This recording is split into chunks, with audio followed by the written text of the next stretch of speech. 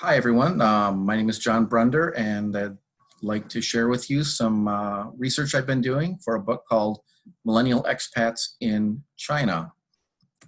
Um, just as an overview, here are the proposed chapters in my book. I'm looking at personal experiences of millennial expats in China, and I will follow up with perceptions of Chinese institutions. But today we're going to talk about some of the participants in the study, some of their personal changes, how they've changed as a result of being in China, and stratifying internationals, looking at how foreigners in China look at other foreigners in China. Let's start with participant demographics. Participant demographics by age, of course, these are all millennials, so they range in age from 25 to about 40. And of the 20 participants I had, 5 were between the ages of 25 and 27, 7 were between the ages of 29 and 31, 5 were between the ages of 33 and 36, and 3 between the ages of 37 and 41. So we had a pretty good distribution of millennials by age. By race, we had 1 Asian, 5 people who identified as Black or African American, 2 identifying as Latino, and 12 as white. Other demographics, we had 14 males, 14 men, and 6 women. This is probably a similar distribution as you will find in China. Generally, there are 2, maybe 3 times as many men as there are women.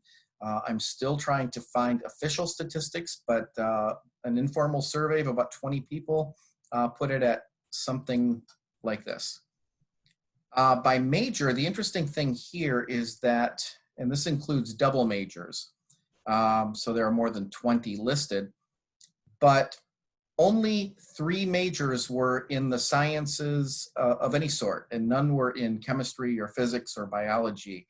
So we had basically 2 people or 3 people who had majored in either computer science or environmental science.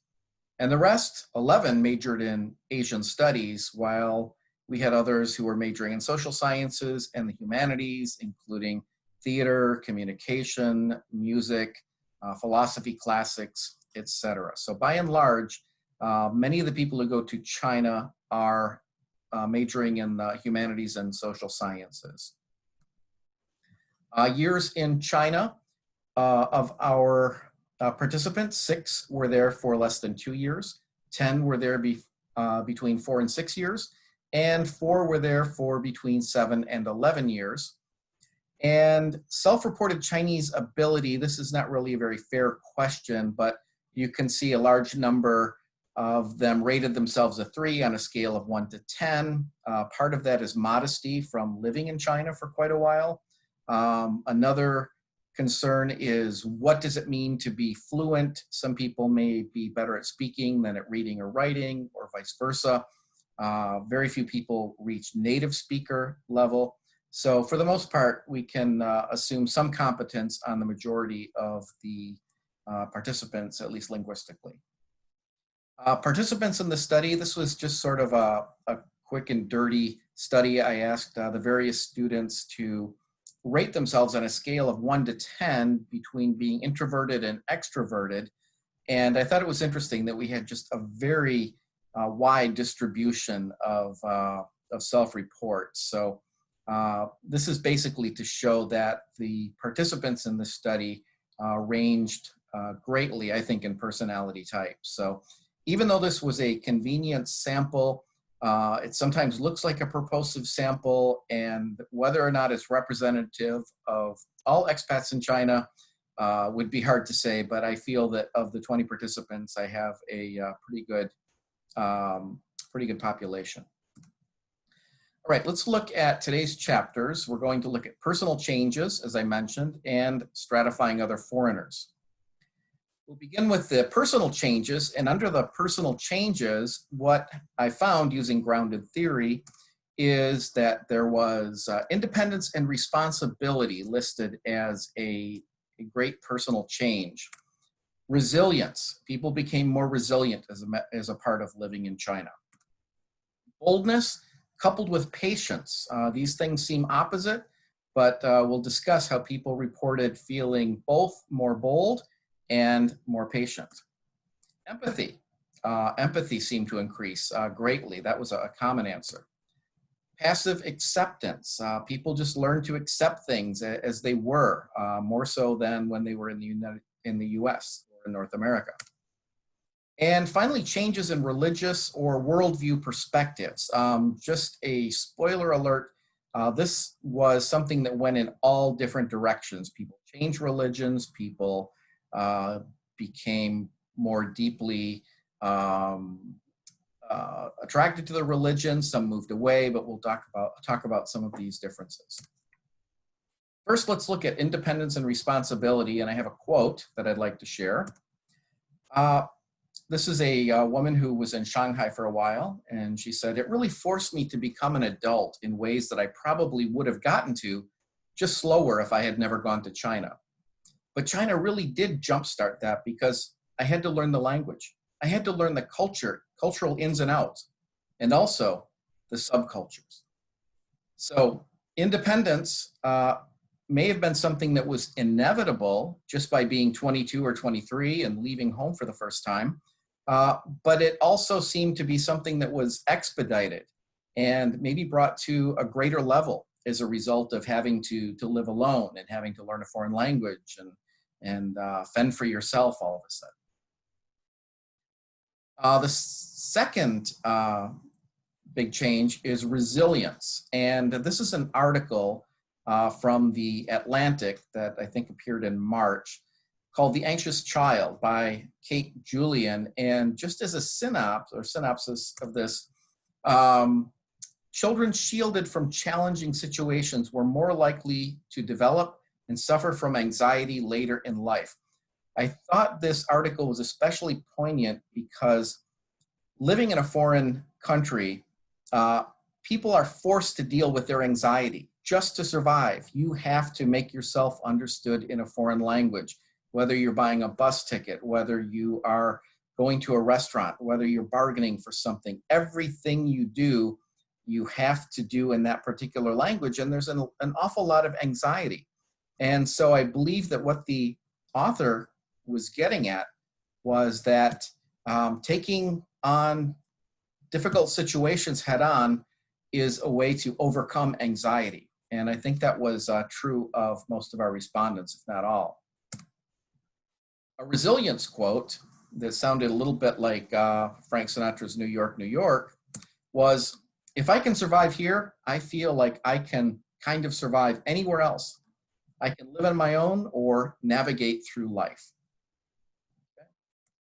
Another interesting quote I thought regarding resilience came from a participant from the suburbs of Detroit.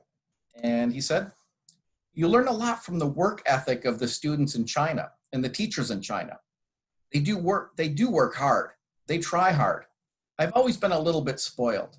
You kind of see that people in the US are a little bit spoiled. And you can kind of push yourself to points maybe you wouldn't be able to get to before." So I think we need to realize that the Chinese in many ways are role models to the American expats. They see people who are very resilient, who work hard, who study hard, compete hard. And oftentimes they say, well, if they can do it, I can do it as well. Another quote I thought was very interesting came from a female respondent who had married a Chinese national. And she gave the following description of her Chinese in-laws. "In this countryside, everything they do it by hand. They made shoes by hand, and they were showing me this ladder that his grandpa made, and everything was by hand. And they have this little small yard, and they plant tomatoes, and they have this pear tree, and everyone's always going to visit them." So this respondent, like a lot of people, like myself, who have seen people in the Chinese countryside and some of their, shall we say, austere living conditions and the fact that they're so self-reliant and make their own tofu and plant their own crops and make their own houses and all of their furniture and accessories. These are people who are especially strong and resilient, and it's hard to take anything but inspiration from people like this. So I appreciated this quote. Boldness coupled with patience. So let's take a look at a quote. This is from a woman in California, and she says, "I think that I handle conflicts a lot better. I don't like confrontation, and I didn't like to stand up for myself when I knew something was wrong." And that's happened several times.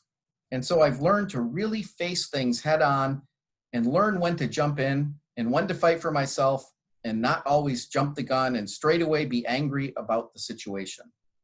So this was an interesting question, and I wound up going back to a number of my respondents and asked, how is it that people simultaneously claim that they become more bold, but also more patient? Aren't those things opposite? And I think the conclusion that everyone reached is that when you're in China, in a place that's not always easy to navigate, and you absolutely need something, for example, getting your visa taken care of by a certain date, you need to be bold. You cannot sit by passively, or you will be deported, or you'll have to leave the country.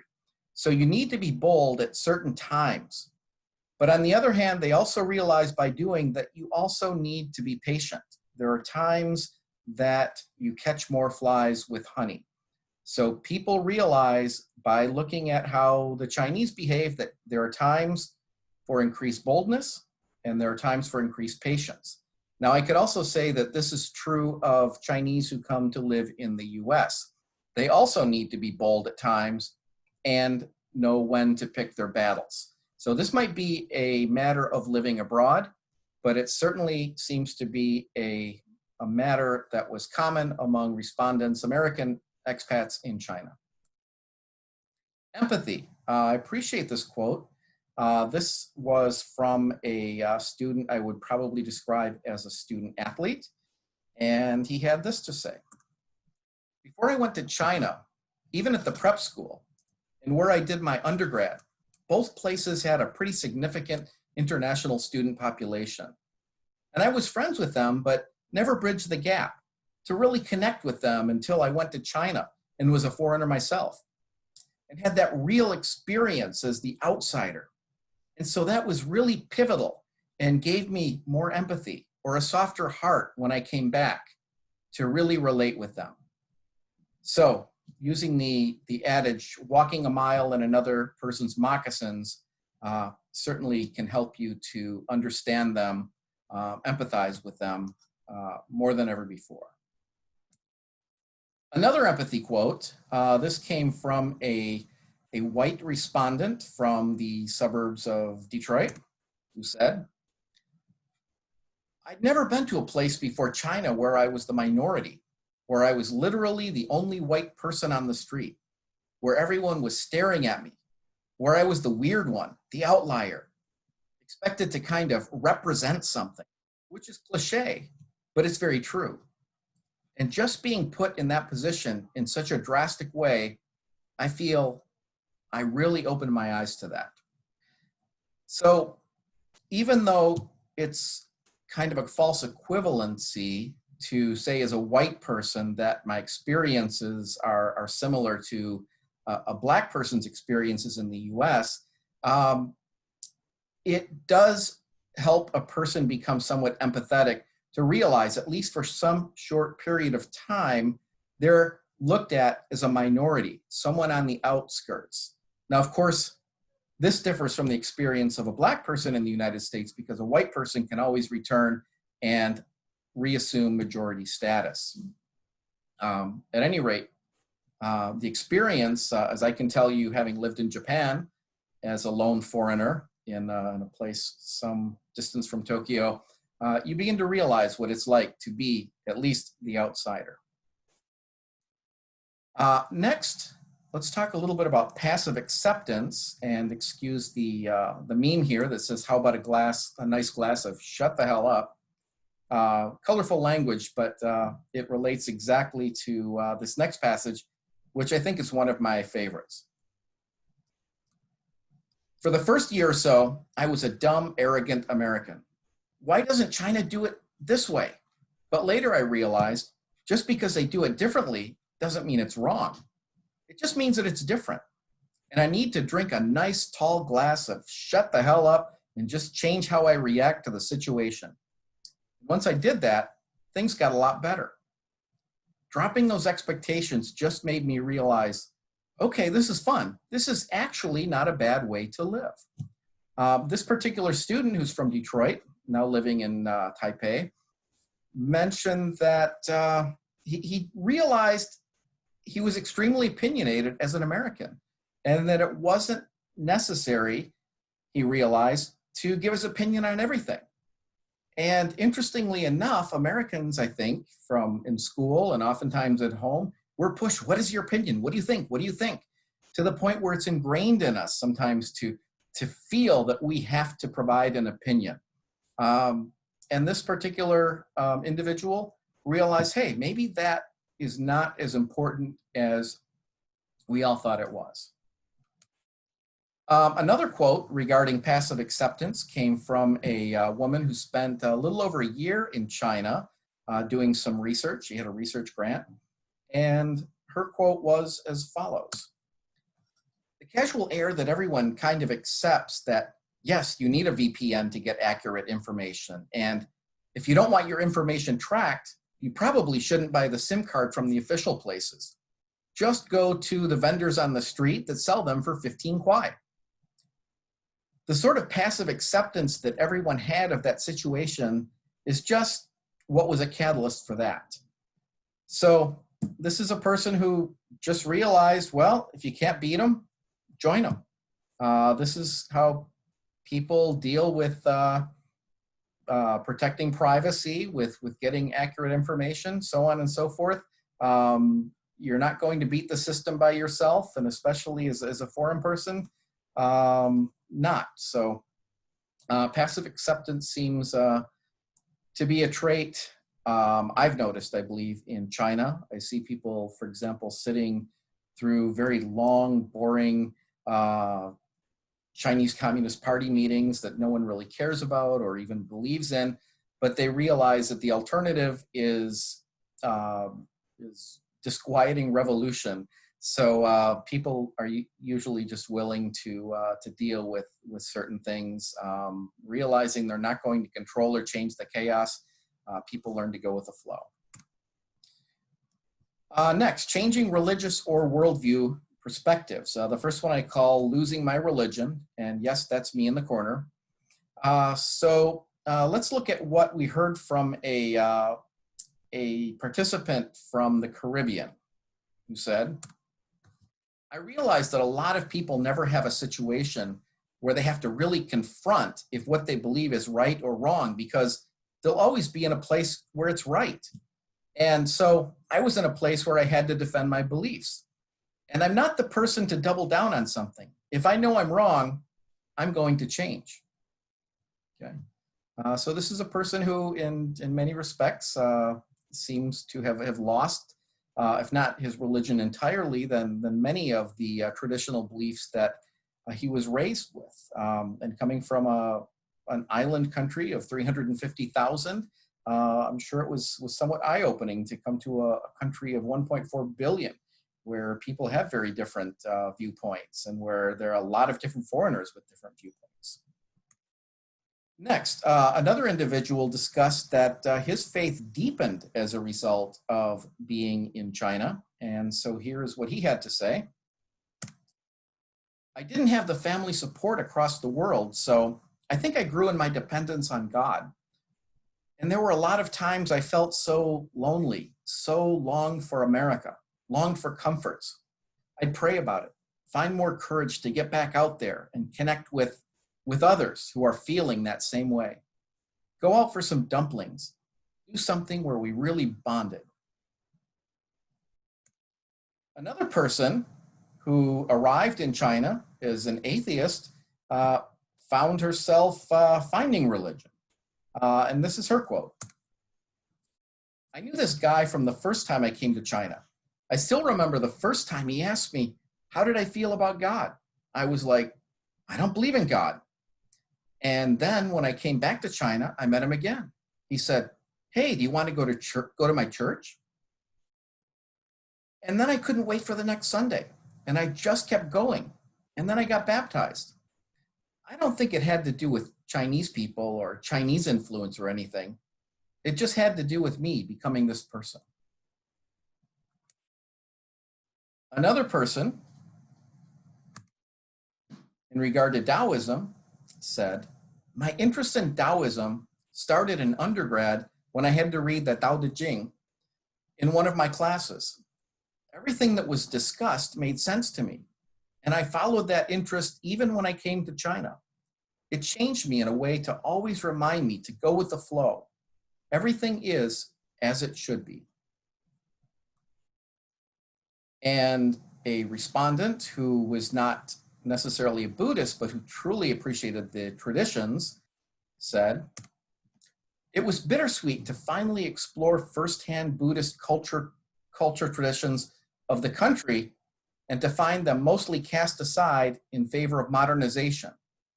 But the real moments I encountered were made all the more touching and poignant because of it. And finally, a number of the students professed, if that's the right word, to being agnostic, but also open to different forms of spirituality. So here's a quote I thought was rather interesting from a respondent who had studied music and the classics and who had actually gone to China to study literature. So his quote was, hardly anyone believes in Apollo and Poseidon, but we still read the Iliad because it's clear there is something worth learning. And so I saw every experience with religion in China through that lens. I was diligent in my study and translation of Confucius and Lao Tzu and all the old Chinese masters. And I took every opportunity to hear the spiritual beliefs of everyday Chinese that I spoke with, not because I was searching for a conversion experience, but because I enjoy learning their stories and traditions and the little kernels of wisdom therein. Let's get into part 2, stratifying other foreigners. How do foreigners see other foreigners? And the topics here were by nationality, by field of study, by occupation, by age, and by modus for being there. First of all, by nationality, let's look at some statistics. There were approximately 1 million foreigners in China in 2019, not the same since COVID, but the last normal year with good statistics, 1 million. About half attended Chinese universities. 10% were from South Korea. 20 to 30,000 each came from Thailand, Pakistan, India, the US, and Russia. Fewer than 15,000 were from Indonesia, Laos, and Japan, so between 12,000 and 15,000. There were 12,000 Kazakhs, more or less, and smaller numbers of people came from countries we don't often see a lot of in the US, especially North Korea, Syria, Mauritius, Mongolia, Uzbekistan, Peru, Seychelles, so on and so forth. There are a very wide variety of international students at universities in China. Let's look at field of study here. There was a clear division in terms of humanities and social sciences. Many of the students came from North America and from Europe. But in the STEM fields, which are science, technology, engineering, math, and even medicine, a lot of the students came from Asia, especially Southeast Asia, and Africa. Part of that may have had to do with the fact that many of the students from Asia and from Africa had certain linguistic advantages, oftentimes learning more than one language growing up. For example, the Koreans and people from some other countries were familiar with Chinese characters. or with tones, and so learning tones was a little bit easier.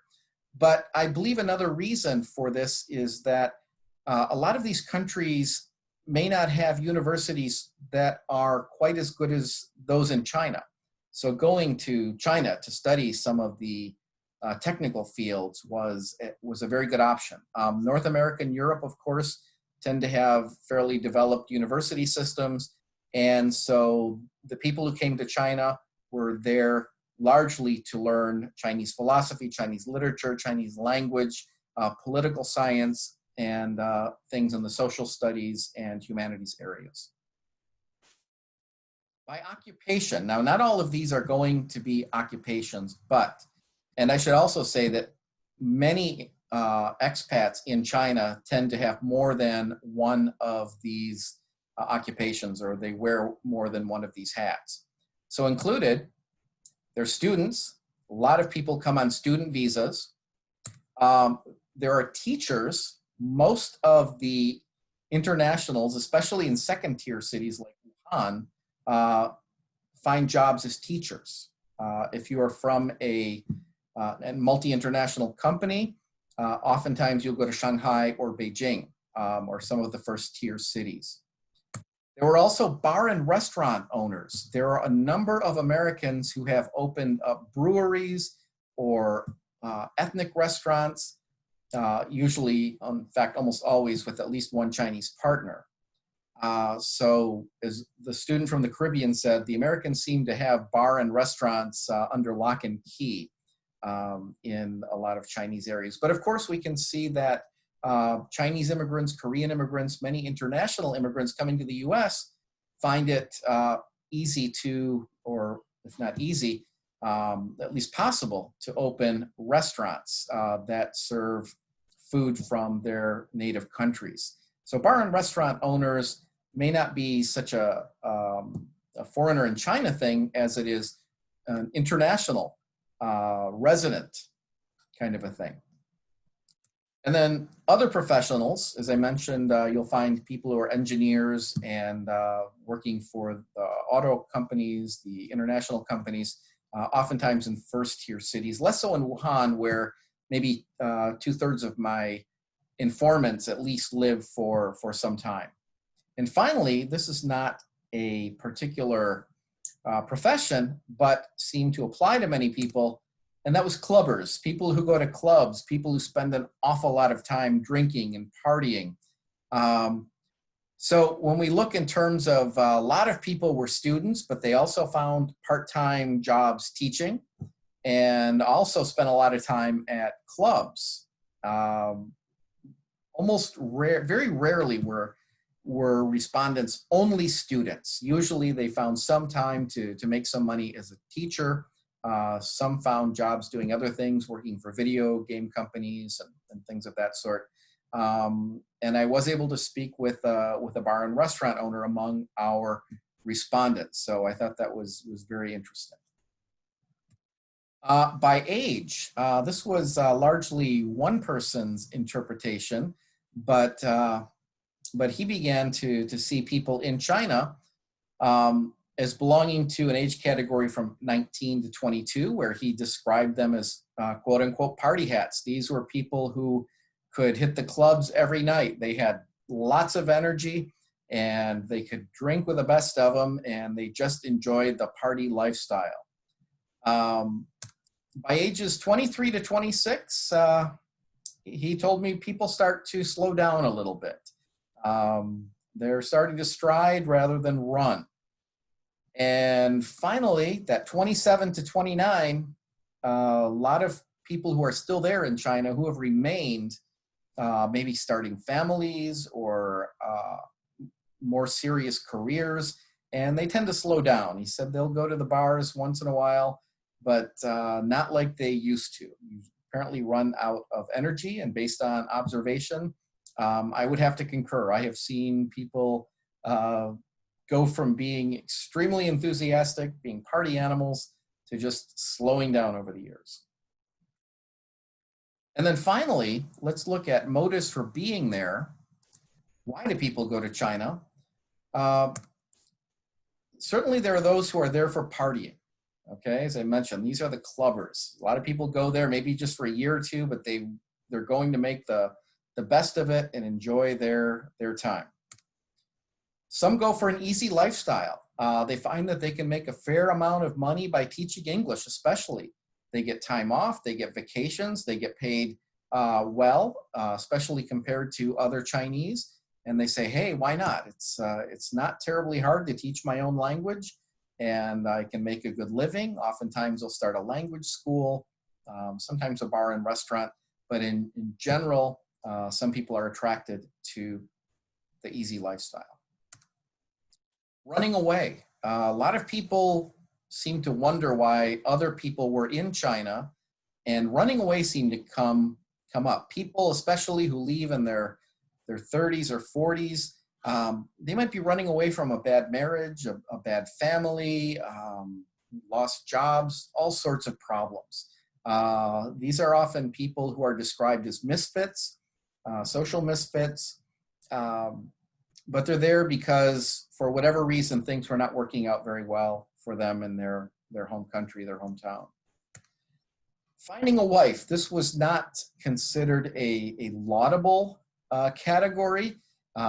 People spoke of this kind of foreigner, almost always a man, with disdain. They felt that these were people who were not very successful finding partners back in the US, and felt, well, if I go to China, then I might seem exotic or unusual, or people will think I'm whatever. So finding a wife seemed to be a particular category of foreigners there. And this is probably the least, what can I say, least attractive of the various categories. And then finally, we had the people who were there for learning. And I would say the vast majority, if not all of my respondents, said that that was the reason they were there, okay? And I think the vast majority really were. They were there to get something out of it, to make use of their time. So that concludes my my discussion today of my book called Millennial Expats in China. If you have any comments or suggestions, disagreements, I welcome them. My email is brenderj, BRENDERJ @gmail.com, and I would absolutely welcome your input. So thank you very much. So 谢谢你们。